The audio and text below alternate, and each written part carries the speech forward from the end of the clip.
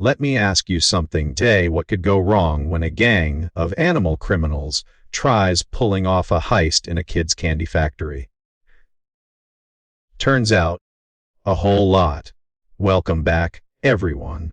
Today, we're diving headfirst into the sugary chaos of The Bad Guys Breaking In, Episode 2. Stick around, because this episode packs fire, heart, and a plot twist that flips everything upside down.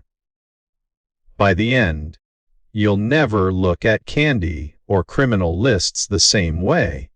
So, picking up right after their explosive water park misadventure, our favorite misfit crew, the cunning wolf, the dramatic shark, tech genius Webs, ever hungry piranha, and slippery snake, are still nursing bruised egos. Why? Their outrageous heist hasn't budged their status on the infamous worst of the worst list. Channel 6 anchor Tiffany rubs salt in the wound, mocking anyone not on the list.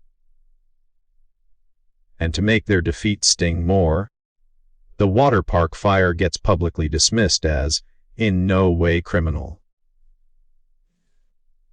You can feel Wolf's frustration as he reaches for a sweet treat to ease the pain. Sadly, those whale-tail candies he loves are in dangerously short supply. Cue the real emotional bombshell. Peppy Sweet Potts, the ever-smiling, pastel-dressed candy mogul herself, announces she's discontinuing Whale Tales, the exact candy comfort Shark desperately needs. The whole team is stunned, but Shark takes it the hardest. He mourns the end of Whale Tales like it's the death of joy itself, bringing up childhood memories and embarrassing moments where the candy cheered him. You can tell this is way more than a sugar rush. It's nostalgia, comfort, and happiness all rolled into one.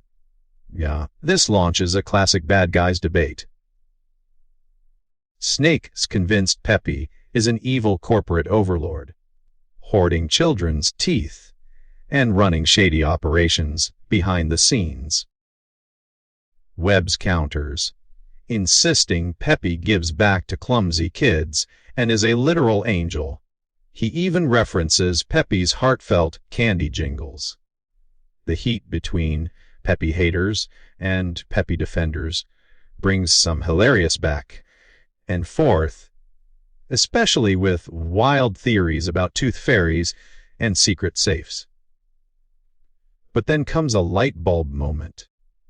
The team realizes Peppy keeps her recipes ultra secure inside her gigantic, high-tech factory. This isn't just a candy mission. It's a high-stakes heist to steal the legendary recipe book, aiming for the notoriety they crave. Tensions escalate as they plan their break-in, analyze blueprints, and everyone fights for their job. Even Piranha can't believe his luck, finally upgraded from getaway driver to frontline crook. Get ready for a heist sequence that's part Ocean's 11, part Wreck-It Ralph. The team infiltrates Peppy's fortress of cavity, inducing goodness, dodging motion sensors, crossing hazardous walkways, and hacking futuristic locks. There's funny bickering about whether R&D means recipes and deliciousness, Shark's competitive streak, and Piranha's dramatic self-sacrifice complete with taffy messaging instead of doom. This factory is no joke. It's filled with secret doors, boiling caramel, tricky safe boxes, and enough candy to fuel a lifetime of sugar rushes.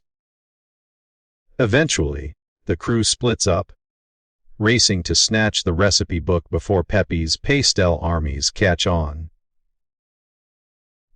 Snake can't resist one last safe, Shark can't resist one more candy, and Piranha nearly goes out in caramelized flames. Their dynamic is classic bad guys, chaos, teamwork, and total lack of impulse control. But it's Webbs who stumbles into Peppy herself, and that's where the plot spirals into madness. Peppy, the queen of sweetness, finally cracks. Bizarrely cheerful, she explains she's developed a mind. Control Candy. Sick of online trolls and mean comments, she just wants everyone to be nice all the time. Her plan: use her candy to force people to behave, whether they like it or not. It's a supervillain twist built on internet toxicity and heartbreak, and Webbs can't believe what he's hearing. 1 second Peppy's defending her rainbow reputation. The next she's cheerfully threatening the team with vats of citric acid and psycho candy minions. Suddenly, the silly rumors about teeth hoarding don't seem so silly. With Webbs cornered, Peppy's candy begins casting its spell. Wolf, Snake, and the others fall under her sugary control, forced to follow Peppy's commands. The tension ramps as Webbs tries to break their trance.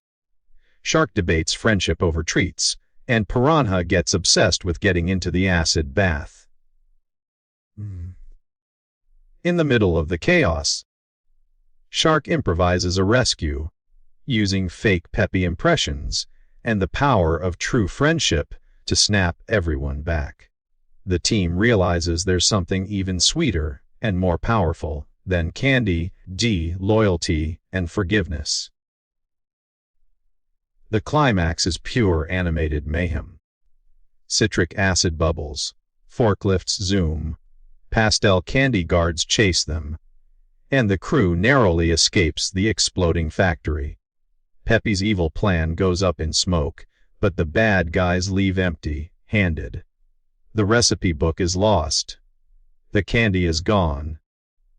And their hearts aren't exactly full. They don't get the recognition they wanted from the worst of the worst list. But as Tiffany finally puts their name on air, they realize they've made an unexpected impact.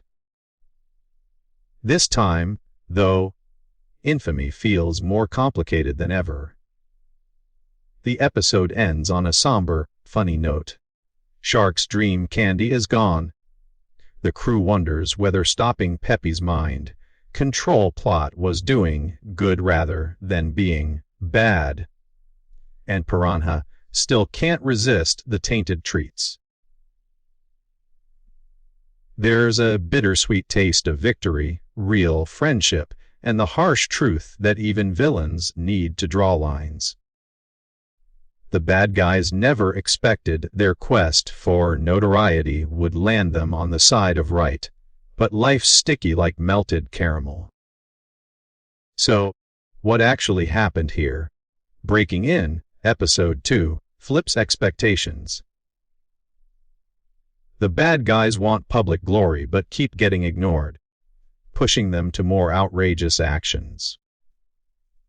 Shark's love for Whale Tail's candy gives the team their next target, but their hunt for Peppy's recipe book uncovers deeper secrets.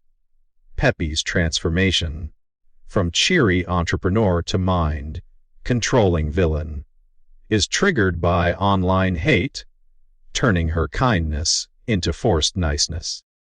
In the final act, the bad guys have to decide what kind of criminals they want to be.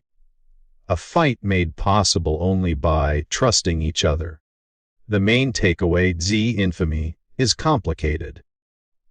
Peppy isn't pure evil, but she becomes dangerous from emotional desperation. The bad guys stop her, not for glory, but because it's the right thing.